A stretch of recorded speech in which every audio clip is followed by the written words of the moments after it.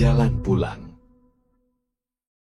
Nah, sekarang solusinya, pertanyaannya, karena Nabi pernah baca Allahumma ba'id dan Nabi pernah baca wajjahtu, maka yang terbaik kita analisis adalah kita akan cari kapan Nabi baca Allahumma ba'id, kapan Nabi baca wajjahtu. Sehingga persoalannya akan bergeser, bukan mana yang paling utama dibacakan, tapi persoalannya adalah kapan Nabi membaca doa ini sehingga ada kesesuaian saat kita bacakan. Itu yang menjadi sunnah pada kita. Di saat Anda ingin bacakan misalnya wajjahtu, kita lihat kapan Nabi baca wajjahtu. Nah, saat sholat yang kita kerjakan sesuai dengan sholatnya Nabi ini, kita akan prioritaskan bacaan yang ini. Saat kita teliti kapan baca Nabi baca Allahumma ba'id, kalau sudah ketahuan kapan Nabi bacanya, maka dalam bacaan Nabi ini kita sesuaikan bacaannya. Ini mungkin akan yang lebih sesuai dengan bahasan kita. Di konteksnya tidak mana yang paling utama, Allahumma ba'id atau wajjahtu, tidak. Tapi bergeser pada pembahasan kapan Nabi baca yang ini, kita ikuti kemudian bacaannya di waktu yang sama kita kerjakan. Dan kapan Nabi membaca yang ini, kita terapkan doa ini ketika Nabi mengerjakan dalam waktu yang dimaksudkan. Jelas? Allahumma ba'id baini wa baina khatayaya. Bacaan ini seringkali dibacakan oleh Nabi khususnya dalam sholat-sholat siang. Baik kan? Jadi waktu itu secara umum di Arab itu bahkan sejak zaman dulu sampai diungkapkan dalam Al-Quran itu dibagi dua secara umum, siang dan malam, untuk memudahkan. Lail dengan nahar. Lail itu malam. Lail itu malam. Turunannya laila, laili, lila, leli, layali itu malam. Ya, ibu Laila, ibu malam-malam, ya kan? Laila, layali, leli dan seterusnya. Baik. Siang itu nahar. Baik. Quran surah ke-3 Ali Imran ayat 190 itu, inna fi khalqis samawati wal ardi wa ikhtilafin laili wan nahar, gitu kan? Nah, itu untuk memudahkan, bahkan di Quran pun disebutkan. Nah, kalau sudah disebutkan nahar, itu umumnya ukurannya sejak mulai subuh tuh. Subuh sampai puncaknya ke maghrib sampai ke isya. Jadi kalau sudah masuk isya itu sudah batas malam. Ya. Dari ba'da isya ke sana sampai menjelang subuh lagi itu masuk lail itu dengan segala turunan waktunya. Ya, makanya nggak ada orang mengatakan qiyamul lail isya itu kan, nggak ada. Tahajudnya kapan? Maghrib? Nggak ada. Pasti tengah malam itu, pasti lail. Ya, jelas ya? Dan nggak mungkin ada orang salat subuh misalnya masih jam 3. Itu mustahil. Itu salat subuh yang kecepatan gitu kan? Ya, jadi pasti ada turunan antara masuk nahar dengan masuk lail. Jadi kalau disebutkan salat siang nahar, itu umumnya dimaksudkan dalam fikih salat fardu. Salat fardu dari subuh sampai dengan isya. Jadi bacaan Allahumma ba'id ini ya umumnya walau tidak terus-terusan, umumnya seringkali dibacakan oleh Nabi pada salat-salat fardu pada umumnya, dari mulai subuh sampai dengan isya-nya. Tayyib. Pertanyaannya begini, kenapa Nabi siang itu lebih banyak menggunakan bacaan Allahumma ba'id dibandingkan bacaan yang lainnya? Sekalipun bacaan-bacaan lain dibaca juga oleh Nabi, khususnya doa-doa yang singkat dalam situasi-situasi yang harus cepat kemudian dikerjakan. Sekarang mari kita lihat. Bapak Ibu sekalian, saya mau tanya sebentar. Kalau kita beraktivitas, umumnya siang atau malam? Siang. Umumnya pasti siang. Malam pada umumnya istirahat. Walaupun ada sebagian orang beraktivitas, pada umumnya siang. Kalau orang kebanyakan beraktivitas, secara teoritis, itu umumnya akan lebih banyak berpotensi salah. Orang yang banyak beraktivitas, umumnya akan lebih banyak berpotensi tergelincir dalam kesalahan dibandingkan orang yang diam atau orang yang mengatur aktivitasnya sehingga tidak berlebihan dalam beraktivitas. Contoh, lisan yang banyak bicara itu akan banyak besar kemungkinan tergelincirnya salah bicara dibandingkan dengan orang yang diam atau bisa mengatur pembicaraannya. Makanya Nabi pernah sampaikan, man kana yu'minu billahi wal yawmil akhir falyaqul khairan aw liyasmut. Siapa yang merasa beriman kepada Allah dan hari akhir, maka cukup dia katakan yang baik-baik atau dia diam. Nggak ada pilihan ketiga. Jadi kalau Anda bisa mengungkapkan kalimat yang baik, ungkapkan, atur pembicaraan itu. Tapi kalau tidak bisa diungkapkan, diam daripada kepeleset. Hati-hati gitu kan, ini rumus. Tidak sedikit orang terlampau banyak bicara dan sebagainya, tidak sadar dari terlampau banyak bicara ini ada yang salah dalam pembicaraannya. Demikian juga orang yang kebanyakan menatap, semua dilihat gitu kan. Kalau semuanya dilihat, jangankan yang halal, yang haram pun bisa terlihat. Demikian, banyak mendengar, semua didengar. acara TV banyak didengar, ya. Bahkan di TV itu bukan cuma mendengar, tiga-tiganya bisa fungsi. Dilihat, didengar, dibicarakan. Silakan cek. Ada tayangan muncul begini, lihat, dengar, begitu selesai, kamu tahu nggak tadi? Oh, masya Allah, ternyata kasus itu belum selesai. Oh, tuh bicara juga tuh. Ini lisannya keluar, pendengarannya dengar, penglihatannya lihat, dosanya banyak. Jadi tidak sadar bahwa dalam hal ini kebanyakan Anda beraktivitas, banyak berbuat salah di sini. Saya mau izin sebentar aja. Tadi subuh jam berapa? 444, 449, 448, Masya Allah. Padahal sholat di tempat yang sama, di waktu yang sama. Tapi jemaah Masjid An-Nur Jati Bening bisa berbeda pendapat kapan sholat subuh, gitu kan? Luar biasa. Kalau waktu sholat subuh aja bisa beda pendapat, apalagi ingin melihat tafsiran Quran dan hadis. Nah, sekarang lihat.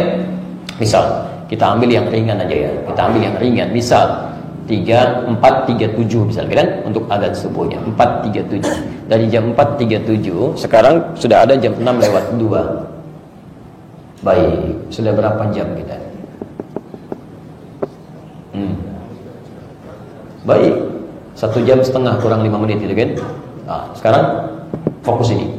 Ada nggak di antara kita yang dalam 1 jam ini yang nggak punya salah? Boleh angkat tangan. Yang nggak punya salah, boleh angkat tangan. Yang sedikit salahnya, yang banyak. Saking banyaknya nggak bisa ngangkat tangan kita. Bahkan saya ceramah aja mungkin pikiran Anda sudah salah tuh. Oh, pasti yang ini nyindir Ustadz itu tuh. Oh, padahal saya nggak bicara ke situ. Karena nggak ada kaitannya gitu kan. Mungkin bisa salah juga, kita pikiran aja bisa salah gitu kan. Apalagi kalau sudah dituangkan dalam bentuk cerita. Tahu nggak tadi Ustadz Adi bahas ini? Kayaknya mengomentari yang sana. Padahal saya nggak niat seperti itu. Dan nggak ada pikiran ke sana gitu kan. Itu bisa salah. Maka bagaimana dengan lisan kita, pandangan kita, telinga kita? Ini belum nyampe duhur tuh. Ya, Anda bisa bayangkan dari duhur ke asar berapa banyak salahnya. Maka dari itulah dari jeda ke sholat ini, subuh masuk ke duhur kita bacakan. Lihat bacaannya. Kesalahan yang dilakukan. Kalau satu aja, satu, itu disebut khata namanya. Khata'un.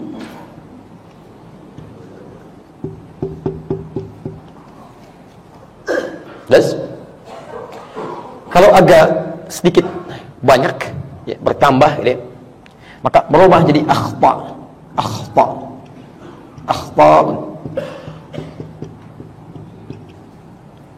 Banyak tapi masih bisa terukur. Lihat. Kalau banyak sekali, yang kita sendiri nggak bisa ukur nih. Banyak, saya mengakui banyak nih. Berapa banyaknya? Saking banyaknya nggak bisa dihitung, Pak. Bisa. Maka itu berubah kalimat jadi khataya. Gini. Yakin nggak salah? Yakin. Ngaku nggak salah? Ngaku, Pak. Ngaku. Kalau kita mengakui kesalahan kita yang banyak ini, maka tambah ya kecil di ujungnya. Khataya. Ya. Ini untuk pengakuan. Nah, karena itulah saya contohkan dari subuh ini kita hidup sampai zuhur misalnya. Kita yakin dalam akan sholat zuhur ini membawa banyak kesalahan. Dan kita ingin bermohon kepada Allah supaya kesalahan ini diampuni oleh Allah. Taubat kita kepada Allah. Dijauhkan dari kita. Nggak mau lihat lagi gitu kan. Maka kita katakan, Allahumma ba'id baini wa baina khataaya kama ba'adta bainal masyriqi wal maghrib. Perhatikan, Anda yang baca doa ini barangkali sering Anda bacakan tapi Anda nggak paham maksudnya. Ketika Anda bacakan Allahumma ba'id baini wa baina khataaya kama ba'adta bainal masyriqi wal maghrib. Ya Allah, mohon jauhkan sejauh-jauhnya. Jadi ada ba'id pakai tasydid, ada ba'id pakai alif. Kalau ba'id pakai tasydid itu artinya jauhkan tapi saya masih bisa lihat. Al-la'af da Subi ba'id al-mirwah nih. Ya. Maaf Pak Subi, tolong itu kipas anginnya jauhkan dari saya. Pakai tasydid, ba'id. Itu artinya jauhkan tapi saya masih bisa lihat. Ya. Tapi kalau pakai alif, ba'id, jauhkan sejauh-jauhnya, saya nggak pengen lihat. Nggak pengen lihat, nggak pengen jumpa. Bahkan ya Allah mohon, sampai dengan di akhirat nanti jangan pertemukan saya lagi dengan kesalahan saya ini. Saya nggak mau lihat sampai di hari akhirat nanti. Karena di akhirat nanti sekecil apapun kesalahan itu akan ditampakkan. Ya, faman ya'mal mithqala dzarratin khairan yara wa man ya'mal mithqala dzarratin syarran yara. Jadi kalau Anda merasa di sini misalnya bisa bersembunyi, Anda masuk ke ruangan, Anda lihat diri Anda nggak ada orang, Anda rasakan tidak ada yang mengawasi, lalu Anda berbuat maksiat di situ, Yakinlah, saat itu mungkin yang tahu Anda, tapi di akhirat kalau Anda tidak taubat, itu akan dibuka semuka langit dan bumi akan mengetahui perilaku Anda. Oh, ini rupanya ahli hidayah. Kelihatannya soleh, ternyata berbuat maksiat juga. Maksiatnya lebih besar daripada saya. La haula wala quwwata illa billah. Hati-hati, dibuka itu. Karena itulah kita bertobat dalam sholat. Kita katakan, ya Allah, mohon ya Allah, jika dalam sholat ini saya membawa kesalahan-kesalahan tak terlukiskan, saya akui ya Allah. Makanya ketika Anda mengatakan khotoyaya itu, Anda ingat salah apa Anda? Coba ingat, mungkin ada yang pernah mencela, gitu kan? Ada yang pernah mencela pasangan hidupnya, ada anak kasar kepada orang tuanya, ada dosa terhadap tetangga, macam-macam. Hadirkan itu. Sehingga ketika Anda merasakan, Anda merasa banyak dosa, Anda akui, kehusyuan akan tiba di situ. Kama ba'adta bainal masyriqi wal maghrib, seperti jauhnya timur dan barat yang enggak pernah ketemu. Timur dan barat pernah ketemu enggak? Kalau pernah ketemu, kiamat namanya, enggak akan ada kita sekarang. Keduanya enggak pernah ketemu. Itu kalimat majaz dalam bahasa Arab. Seakan-akan mengilustrasikan bahwa kami ya Allah enggak ingin melihat lagi kesalahan-kesalahan kami sampai di akhirat, enggak mau ketemu ya Allah. Pisahkan kami dari jauhkan. Lalu Anda katakan itu. Lihat dari subuh sampai ke zuhur, itu kan Allahumma naqqini minal khataaya kama yunaqqa ats-tsawbul abyadu minad danas. Ya Allah, kalau kesalahan-kesalahan ini begitu pekat seperti kotoran melekat dalam pakaian, mohon ya Allah, mohon hapuskan saja ya Allah, seperti noda dihapuskan dari pakaian. Jadi kalau ya-nya dihilangkan yang terakhir, ganti dengan alif lam. Allahumma ighsilni bil ma'i wal thalji wal barad. Kalau perlu gunakan ya Allah air yang sangat dingin untuk menghilangkan seluruh ini semua. Jadi ketika Anda bacakan itu kalimat, sesungguhnya itu kalimat-kalimat taubat, penyesalan, sehingga menghilangkan, menggugurkan dosa-dosa yang pernah kita bawa. Begitu Anda bacakan itu dalam sholat, hadir kehusyuan dalam diri kita, paham tentang dosa-dosa kita, digugurkanlah oleh Allah satu dosa-dosa kita. Kalau dosa sudah digugurkan, maka Masya Allah, doa cepat dikabulkan, cinta Allah hadir, dan kehusyuan itu tiba. Makanya Nabi sampaikan di hadis Muslim nomor hadis 233. As-salawatu ila as-salawat wal jumu'atu ila al-jumu'ah wa ramadhan ila ramadhan kafaratun lima bainahunna. Salat satu ke salat yang lainnya, Jumat ke Jumat, Ramadan ke Ramadan, bisa menggugurkan dosa-dosa kecil yang pernah dikerjakan, malam takunil kabair, sepanjang bukan dosa besar yang harus diiringi dengan cara tobat yang lainnya. Jadi seharusnya saat kita sholat, dosa kita itu gugur, Pak. Kecil-kecil itu dosa mata, dosa telinga, dosa lisan dan sebagainya, sepanjang bukan dosa besar, gugur seketika. Tapi apakah setiap orang sholat bisa gugur dosanya? Belum tentu, kalau kita nggak mengerti isinya. Paham ya? Maka bacaan Allahumma ba'id ini bukan terkait dengan ormas tertentu, Muhammadiyah, Persis dan sebagainya, bukan. Ini kaitan dengan bagaimana menghadirkan kehusyuan dan makna salat yang kita bacakan terkait dengan pengakuan dosa-dosa kita yang ingin diampuni oleh Allah Subhanahu wa taala. Jelas? Baik, nanti kalau lebih jauh lagi bisa diuraikan, tapi sedikit agak panjang nanti. Ya, karena biasanya istighfar itu pengantar pada jawaban doa. Makanya adab Anda sebelum berdoa, setelah sholat itu kan nanti ada doa ya, dari sunnah Nabi ada doa. Tapi doa itu kan diawali dengan istighfar. Ini lihat sini. Apa ini? Halo? Gelas air itu ya. Antum lihat benda aja udah beda pendapat gitu ya. Masya Allah gitu ya. La haula wala quwwata illa billah. Itu paling gampang. Air di dalam gelas ada tutupnya gitulah, supaya enggak repot. Lihat sini. Kalau tutupnya saya buka, bisa nggak dimasukkan benda yang lain? Bisa. Spidol masuk? Mic masuk? Masuk. Baik, mudah dimasukkan benda lain. Sekarang lihat, kalau saya tutup begini, bisa dimasukkan spidol? Tidak. Yang lain tidak.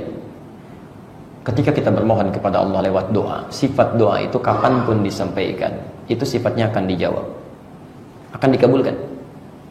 Baik itu seketika, baik itu saat kita siap, atau nanti Allah ganti dengan apa yang kita butuhkan, bukan apa yang kita inginkan. Itu rumusnya ada di Quran surah kedua ayat 186, posisi paling kiri sebelah bawah. Baik, sebentar, sekarang lihat. Tapi ada orang-orang yang ketika bermohon kepada Allah, bukan Allah tidak mengabulkan, tapi begitu dikabulkan mental tuh, nggak bisa masuk, karena ada penghalang di sini, sehingga bahasanya tidak dikabulkan. Ya, padahal sifat Allah mengabulkan doa, karena nggak bisa masuk tuh, mental. Kenapa diantaranya? Sumbernya dua, ada yang haram yang masuk atau maksiat yang dikerjakan. Makanya ketika ada yang haram masuk ke perut, misalnya di hadis Muslim, hadis 1056, di Al-Arba'in nomor hadis yang ke-10, kan Anda sering saya sampaikan kan, ada seorang lelaki menempuh perjalanan panjang, dzakara rajul thumma dzakara rajula yutilu safara ash'atha aghbara, sampai rambutnya kumal, pakaiannya berantakan kan. Kemudian yamudu yadahi ila sama, dia mengangkat tangannya ke langit berdoa, fayaqulu ya Rabb memulai dengan al-asmaul husna. Kata Nabi, anna yustajabu li dzalik, mustahil doanya bisa terjawab. Bukan Allah nggak jawab, tapi nggak bisa masuk nih. Kenapa? famatamu haram, karena dia makan makanan yang haram.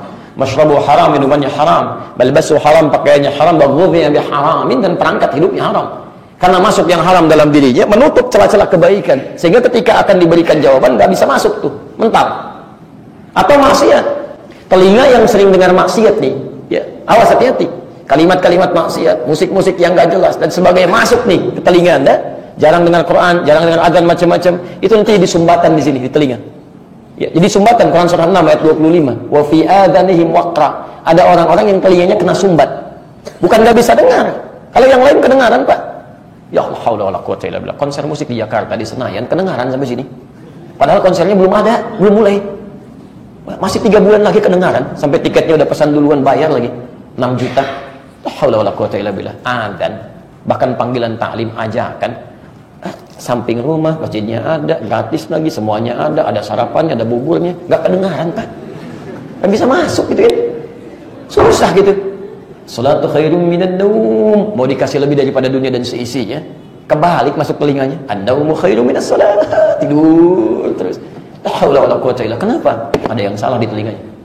Mata sering lihat yang salah. Jadi penghalang di sini. Di penghalang. Awas, Quran surah kedua ayat ke-7. Khatamallahu ala qulubihim wa ala sarihim ghishawa. Karena sering lihat maksiat. Makanya orang yang sering melihat yang maksiat-maksiat, gambar-gambar yang tidak bagus, acara-acara yang buruk, itu diajak kepada yang baik, nggak bisa nyambung, Pak. Nggak bisa nyambung, nggak akan ada getaran dalam jiwanya. Makanya kalau Anda terbiasa berbuat baik, maka Anda tidak akan pernah menemukan hal-hal yang kotor, termasuk kata-kata yang tidak bagus. Tapi kalau Anda terbiasa bicara kotor, maka yang keluar yang kotornya, yang baik nggak akan muncul. Hati-hati gitu kan. Karena itulah kita coba pecahkan ini. Kita taubat kepada Allah, kita akui kita salah dan sebagainya. Kita minta Allah untuk bisa menggugurkan dosa-dosa kita. Kita akui itu. Sehingga ketika di awal sudah mengakui dosa, bertobat kepada Allah, menangis kita seperti sahabat Abu Bakar menangis, bergetar tangannya karena takut membawa dosa dalam salatnya gitu kan. Masya Allah, itu sahabat mulia yang pahanya nggak sebanding dengan amalan makhluk. Ya, mertua Nabi, surganya tanpa hisab, menemani Nabi lewat hijrahnya ke Madinah. Masya Allah, masih menangis beliau dalam salatnya, mengakui dosa-dosanya. Antum sahabat bukan, mertua Nabi juga bukan, masuk surga juga belum jelas itu kan. Nabi nggak ngajak antum saat hijrah gitu kan. Masya Allah, masih merasa nggak ada dosa dalam salatnya. Walaupun kadang-kadang dalam salat subuh di puncak gemeteran juga gitu kan, tapi bukan dalam konteks salat yang benar. Jadi teman-teman sekalian, kenapa itu dilakukan di awal? Karena setelah itu Anda akan memanjatkan banyak doa kepada Allah. Perhatikan, bukankah dalam setiap gerakan salat ada doa di situ? Silahkan cek. Ruku ada doa, itidal sami Allahu liman hamidah ada doa, Rabbana walakal hamdul as-samawati wal ardi. Terus sujud ada doa, duduk di antara dua sujud berapa Anda bacakan? Rabbighfirli warhamni wajburni warfa'ni, dan seterusnya. Bagaimana itu bisa dikabulkan sementara dosa masih melekat dalam diri kita? Bahkan setelah salat pun Anda berdoa. Di Ibnu Majah nomor hadis 925 itu, Allahumma inni as'aluka ilman nafi'an wa rizqan thayyiban wa 'amalan mutaqabbala. Tapi apakah langsung dibacakan? Tidak. Nabi mengajarkan istighfar dulu supaya mengampuni dosa. Allah mengampuni dosa kita. Hadis Muslim hadis 591. Astaghfirullah, astaghfirullah, astaghfirullah. Allahumma antas salam, minkas salam. Tabarakta ya dzal jalali wal ikram. Bukan kalimat formalitas, bukan. Ketika mengucapkan astaghfirullah, ya Allah ampuni dosa saya, Anda harus mengaku punya dosa apa. Coba rasakan, kalau kalimat itu benar diucapkan dengan perasaan yang benar, itu mengalir dari mata kita, turun ampunan Allah. Setelah itu Anda mulai bacakan yang lainnya. La ilaha illallah wa la syarikalah, lahul mulku wa lahul hamdu wa huwa ala kulli syai'in qadir. Hadis Muslim hadis 593. Setelah itu Anda mulai bacakan lagi subhanallah, subhanallah, alhamdulillah, alhamdulillah, Allahu akbar 33 kali. Hadis Muslim hadis 597. Setelah itu Anda bacakan ayat kursi, ya, Quran surah kedua 255 di An-Nasai bab yang keempat halaman 99. Setelah itu Anda bacakan Al-Ikhlas, Al-Falaq, An-Nas di Abu Dawud dengan hadis 1523, baru Anda berdoa. Jadi enggak ujug-ujug selesai salat langsung kemudian berdoa. Ya, tidak salah, tidak, boleh-boleh saja. Tapi akan lebih baik jika kita hilangkan dulu sekat-sekat yang bisa menghambat doa itu dikabulkan. Paham? Inilah kenapa dibacakan Allahumma ba'id baini dan seterusnya. Ini nggak ada kaitan dengan Muhammadiyah. Ya, Allahumma ba'id baini wa baina khataya Muhammadiyah kayaknya. Enggak ada hubungannya. Terakhir wajjahtu. Itu umum ya, walau tidak seluruhnya. Seringkali dibacakan dalam keadaan sholat malam. Sama dengan ya Rabba Jibril wa Mikail dan sebagainya. Ya, ini sering dibacakan. Kenapa sering dibacakan dalam salat malam pada umumnya? Karena kalimat-kalimat di lafaz ini itu cukup menyentuh, Pak. Menyentuh, ada pengakuan, ada penghayatan, ada penghambaan. Dan bacaan yang dibacakan di waktu malam dengan bacaan seperti ini umumnya lebih kena kepada hati. Quran surah ke-73 ayat ke-6, inna nasyi'atal laili hiya ashaddu wat'an wa aqwamu qila. Sungguh bangun malam itu, kemudian Anda bacakan bacaan dalam sholat dan seterusnya, itu akan lebih cepat menyentuh kepada jiwa. Nggak percaya silakan, ibu bapak bangun malam jam 2 lah, setengah 3 dengan sholat siang jam 2 setengah 3, malam 2 rakaat, siang 4 rakaat misalnya, itu lebih khusyuk yang malam. Silakan kalau tidak percaya, sebab gangguannya menipis. Makanya setannya nggak suka Anda bangun malam. Setannya komplit itu, dia akan kerja keras tuh saat malam itu. Nggak percaya silakan. Kalau siang-siang itu biasa aja, begitu malam Pak mau bangun aja susah. Silakan cek, dan tantangannya nggak mudah. Anda bahkan bikin sampai alarm 3 kali. Mau bangun jam 3, alarm dari jam 2 kan, alarm kedua setengah 3, alarm ketiga jam 3 kurang seperempat, gitu kan. Alarm pertama matikan alarm yang kedua, alarm kedua untuk mematikan alarm ketiga, alarm ketiga masih lulutan, gitu kan. Siap-siap untuk bangun, itu tidak mudah. Dan begitu Anda bangun, apakah langsung kemudian sholat? Belum tentu. Ada banyak tantangan di situ, gitu kan. Tapi ketika Anda mulai sholat, Masya Allah, awalnya berat, tapi selanjutnya nikmat luar biasa. Ketinggalan 1 rakaat, malam tidak bangun, nyesalnya luar biasa, ada yang hilang gitu, saking nikmatnya. Makanya ketika Anda bacakan, kata Ali bin Abi Thalib, saya pernah sholat di belakang Nabi SAW. Masya Allah, fastaftah, maka dia membuka doa istiftahnya, wajjahtu wajhiya lilladzi fatara as-samawati wal ardh hanifan musliman wa ma ana minal musyrikin. Kita akhiri, ya Allah, saya pasrahkan diri saya sepenuhnya pada penguasa langit dan bumi dengan yang lurus, ya Allah, dan saya nyatakan saya bukan termasuk kalangan yang musyrik. Inna salati wa nusuki wa mahyaya wa mamati lillahi rabbil alamin. Sungguh ya Allah, kalau saya sholat sampai malam ini, saya ibadah sampai saat ini, saya hidup sampai sekarang, atau Engkau wafatkan saya saat ini, ya Allah, Anda ungkapkan kalimat itu saat malam sholat, ya Allah, kalaulah ajal hamba tiba saat ini, Engkau wafatkan hamba sekarang, hamba ikhlas, ya Allah, sepenuhnya hanya untukmu penguasa semesta alam, la syarika lah.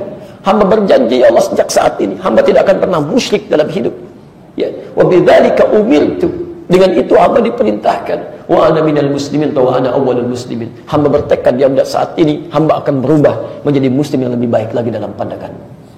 Itu indah gitu. Jadi begitu Anda bacakan itu, sujud, ruku, dan Anda berdoa, nikmat. Begitu besoknya Anda bangun, Anda sudah berjanji pada Allah, saya akan jadi lebih baik lagi. Makanya orang yang bacakan doa ini mustahil jadi lebih jelek dibandingkan sebelumnya. Gak ada orang setelah bacakan itu kemudian mencela orang lain. Gak ada orang setelah bacakan itu melihat hal yang maksiat. Gak ada orang setelah bacakan itu melanggar ketentuan Allah. Anda berjanji, ya Allah, saya akan jadi lebih baik lagi. Begitu selesai salat, Anda ribut. Apa yang salah gitu kan? Mungkin Anda gak ngerti dengan bacaan Anda. Tapi yang paling indah itu Engkau wafatkan hamba saat ini, ya Allah, hamba ikhlas. Semuanya untukmu. Hamba berjanji akan lebih baik lagi. Begitu Anda ruku, tenang. Tidak begitu sujud lama, tiba-tiba saat sujud itu tidak sadar ada panggilan, ya ayyatuhan nafsul mutmainnah irji' ila rabbika radiyatan maradiyah. Hei jiwa yang sudah tenang, karena kalau maksiat sudah hilang, tobat sudah ada, air mata sudah mengalir, lebih tenang keadaan hati kita. Silakan Anda bertobat sampai mengalir air mata. Demi Allah saya katakan, kalau air mata sudah mengalir, tobat Anda benar, akan ada getaran di hati Anda membuat Anda lebih tenang. Begitu sudah tenang, tiba-tiba panggilan itu datang, irji' ila rabbika radiyatan maradiyah. Ayo pulang kepada Rabb dengan keadaan yang sudah aku ridha. Fadkhuli fi ibadi, masuklah dalam golongan hamba.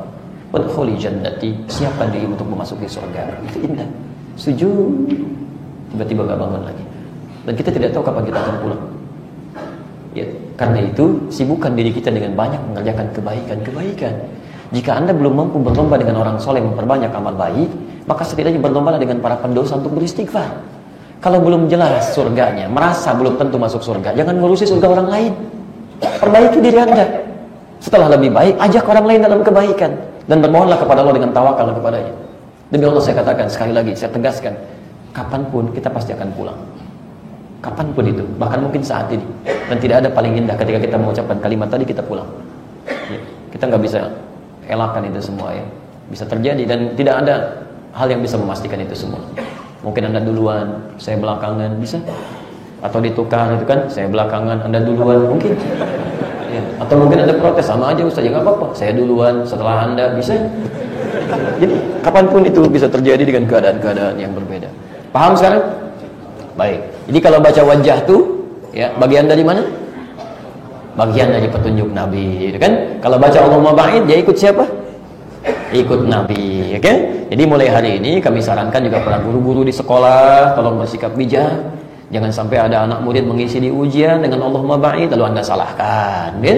Atau mengisi wajah tuh Anda kelirukan. Karena Nabi pun tidak pernah berbuat seperti itu. Nabi aja tidak pernah begitu, maka Anda begitu, ya kan? Jadi dalam hal ini coba kita lebih luas lagi memahami, dan jangan sampai juga keinginan kita untuk mengumpulkan orang-orang untuk ikut pada pemahaman kita menjadikan kita tidak bersikap adil dalam kehidupan.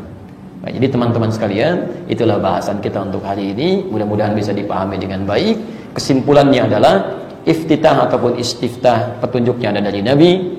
Bisa pendek, bisa panjang, ada 12 doa. Yang pendek dibacakan dalam keadaan yang sekiranya mendesak kita untuk mengerjakan aktivitas yang lain atau untuk memudahkan dalam kondisi tertentu seperti sholat tarawih. Yang panjang bisa dibacakan dalam keadaan sholat tertentu, terkhusus dalam sholat-sholat yang sifatnya sendirian. Bacaan Allahumma ba'id seringkali dibacakan siang hari, sekalipun boleh membaca yang lainnya, tapi intinya bacaan itu dibacakan sebagai bagian dari pengakuan kesalahan kita supaya bisa diampuni oleh Allah dan bisa mendapatkan karunia yang lebih. Sedangkan malam wajah itu dibacakan untuk menghadirkan suasana khusyuk, nyaman dalam ibadah. Sekalipun doa lain tentunya bisa dibacakan, tapi yang ini untuk menghadirkan suasana tertentu yang melahirkan kehusyuan dan kenikmatan dalam beribadah.